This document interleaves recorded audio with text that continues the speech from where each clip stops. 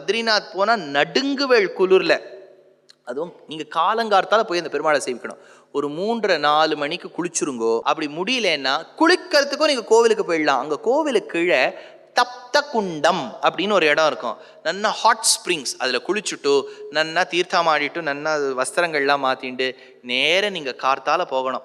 அந்த அலக்கநந்தா கீழே ஓடுவோம். கார்த்தால 3:30 மணிக்கு வேற எந்த சத்தமும் கேட்காது. நதி ஓடுற சத்தம் மட்டும் கேட்கும். அந்த கோவிலை நீங்கள் அவ்வளோ அழகாக தரிசனம் பண்ணுவேள். கோவிலுக்கு பின்னாடி 2 பெரிய மலை தெரியும். அந்த மலை மேலே ஒருவேளை சந்திரனுடைய கிரணங்கள் படுறதுன்னு வச்சுக்கோங்க. அழகான சந்திரனுடைய கிரணங்கள் படப்பட நரநாராயண பர்வதம்.